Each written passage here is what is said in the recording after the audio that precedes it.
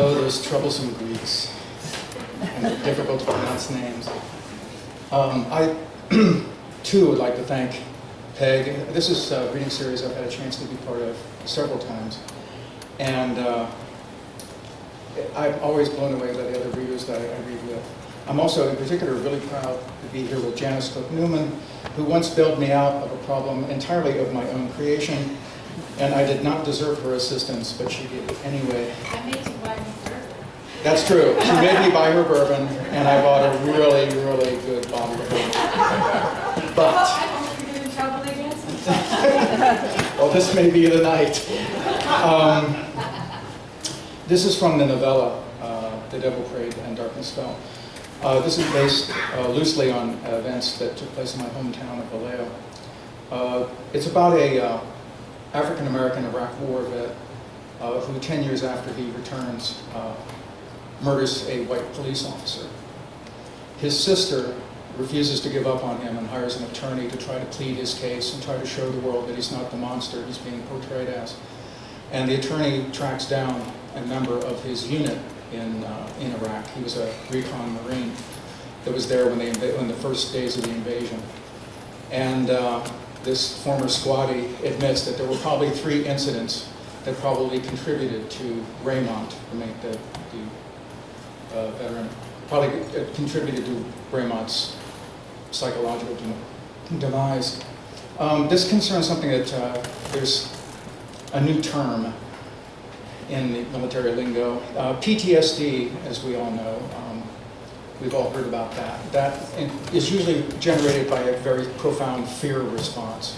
But they're beginning to talk now about something called moral injury. And moral injury is when you have either heard of, witnessed, or taken part in something that so offends your conscience that actually undermines and begins to destroy your sense of self and your sense of meaning. And that's Raymond's problem. And this is his squattee Morales talking about the first of the 3 incidents. Okay, you want to hear a story about Raymond? First thing, we didn't call him that. We called him Whopper, you know, like Burger King, because he always wanted it his way. We'd been in country less than 48 hours, rolling up from Kuwait, when we caught sight of what looked like some kind of procession along this raised earthwork, maybe 2 clicks ahead.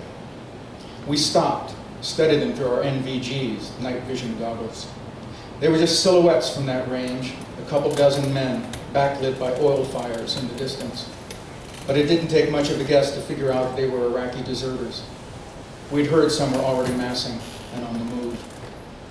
Whopper and me are both jammed in back of the Humvee, jackknifed in with all the gear. Gunny Connor, fire team leader, he's in front with Freylake, who's driving. Jimbo Mobley's manning the grenade launcher up top, and his knees are like even with my jaw. I can literally, no joke, taste his farts. We're all wearing these clammy, itchy mop suits in case of chemical attack.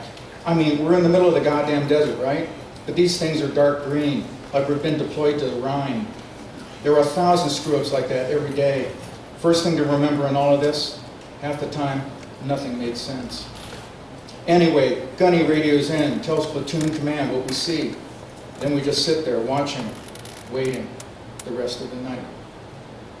The sky's this eerie orange color, like some sci-fi nightmare from the fires and all the dust.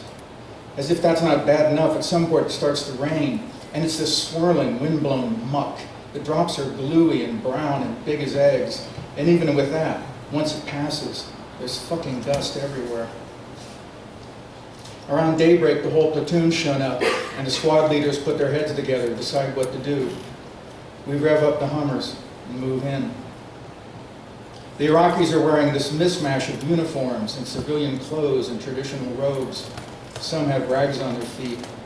They've ditched most of their gear, and you can see it, littering the desert for miles. They're starving, dehydrated. Only water they've got is whatever remains in these antifreeze jugs. Some of them have dragged all the way from Basra. Most are sick, too. Dysentery, you name it, infections, bloody sinuses from all the dust kicked up by the winds. They're called shamals, the winds, I mean. They're like notorious that time of year. A few of the prisoners have these day-glow handbills coalition drones dropped before the invasion, advising the Iraqi troops to surrender. promising humane treatment. A couple others have the tiny Tabasco bottles that come in MREs, meaning they've already encountered American troops somewhere. I don't know how long they'd walked, but they could barely stand now, not just exhausted, but terrified, hacking up blood. Swear to God, the wind, the dust, it's fucking evil. Not just to them. We're all like coughing up these chunky yellow clots of pus and phlegm we call the Kuwaiti crud. Lungs feel like you're inhaling razor blades. We corral the prisoners, keep our weapons ready just in case something goes haywire, then hand out water and hum rats, humanitarian rations. They come in these real distinctive yellow bags. Didn't learn till later there were bombs out there in the battle space painted the exact same yellow. The color was meant to ward people off, but kids especially didn't know the difference. That's another one of those little screw-ups I told you about. Stuff like that mess with your head every minute of every goddamn day. Same time we're passing out the water and rations, our corpsmen's going around, tending to the prisoners who look the worst, and the platoon Terps questioning some of the others. Where did they come from? Where are they heading? That sort of thing. He's this college kid, the interpreter, a Kuwaiti who was studying Party Psi at Bowling Green until the family pulled the plug. He figured signing up might get him money so he could go back, get his degree. Name was Akbar. He was kind of on the chubby side, so we called him Snack Bar. He's going around to these deserters, chatting them up, wearing Jack Taylor high tops, Oakley wraparounds, Old Navy cargo pants. He's got a Def Leppard t-shirt, the Results May Vary tour, beneath his regulation khaki blouse. And these prisoners are looking at him like he's everything they want to be. But you can tell from his expression, he's not liking what he's hearing. He goes over, connects with the squad and team leaders and Captain Echevarria. We called him Captain Crack, another nickname. And we called him that because he talks so fast. Snack Bar tells him the prisoners are saying that if they go back the way they came, they'll be killed by Fedayeen. Now Whopper, he's still kind of full of himself at this point, cracking jokes or just jawboning away. That was his bit. We all did stuff to break the monotony. Anyway, he's listening in on Snack Bar's intel and says, you know, all Eddie Murphy, who's Fat Irene? Gunny shoots him this look, not entirely humorless, says, Fedayeen, numbnuts, irregulars, Baathists, loyal to Saddam. Whopper rogers that, and you can see his face change. Suddenly, it's not so comical anymore. He says, call them what they are, Gunny. Fucking death squads. We talked about this, Whopper and me. My family's from El Salvador. My uncle used to tell me stories about the Civil War. You'd walk out of your house in the morning and stumble over a body, no head or hands. A haircut and a manicure, they called it. And I look at Whopper, try to meet his eyes, but he just pulls his bandana up over his nose and looks away. The captain rehuddles with his NCOs and Gunny, gets on the radio, fills in the company commander, who's somewhere to the rear. Meanwhile, the Hajis are sitting in the mud left over from the rain the night before and staring us down, hoping for some sign of that good old-fashioned American decency, you know? They're not fools. You can sense it in the air. This isn't trending well. The platoon's barely got enough water for itself. And we're in a race for relevance, as the captain liked to say. We stop now to process prisoners. We'll be out of the fight. I look over at Whopper, and he's like a million miles away. Later on, I find out he's thinking about what the captain said before we rolled out of Kuwait.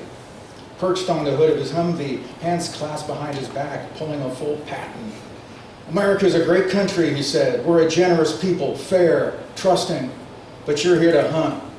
Think like a killer, not a friend. You get scared, act like you're already dead. It just might save you. I mean, you hear that crap all through basic. It's in one ear most times and out the other until it sticks. Right before battle, it sticks. And you're thinking, okay, right, it's time to be a killer. You wrap your mind around that. And it's all well and good when the man you intend to kill has exactly the same intent. But these men want to surrender. They're doing exactly what we told them to do. Give up. And now? Gunny finally gets off the horn. He marches back from his Humvee, and you know, from his face, we can tell he's got no good news. He goes up to the captain, all hush-hush, passes along the company commander's order. Captain waves Snack Bar over, nods toward the Hajis. Tell them they have to turn around, head back to Basra. Snack bar's like, whoa, me? They'll be killed, he says. Some of these guys already watched their buddies get snuffed by Fedayeen. They don't want to go to Nasiriyah. Too bad, the captain says. That's where we're headed. Snack bar looks over his shoulder at the prisoners, and they're all taking this in. Got their funeral faces on. Snack bar turns back to the captain. They can't, like straddle behind or something? Captain looks at him like something just popped out of his neck. Negative, he says. We're heading into a firefight. No unfriendlies to the rear. Or maybe you'd like to play tour guide. Stay behind with them. Take your chances. Snack bar's having none of that, obviously, so he does as he's told. 5 minutes later, we're watching the deserters rise to their feet, one or two crying out in Arabic. Only word I caught was Maut, death. But the rest just turned away, staggering east, like they didn't even have the energy to hate us. Comes time to saddle up, head out for Nasiriyah. Whoppers are standing there watching these men vanish. Mind you, up to this moment, this guy's been class clown. Calls me Mo Alice instead of Morales. Got a joke for damn near everything. Now he's like, turned to stone. I go up, tell him, hey, come on, Wop, we're moving out. He just stands there. I tell him again, come on. Grab his sleeve. He shakes me off. Still staring at the poor sucker struggling back to Basra. We both know what we've just done. Finally, in this voice I almost don't recognize, he whispers, like Captain Crack says, we're already dead. Thank you.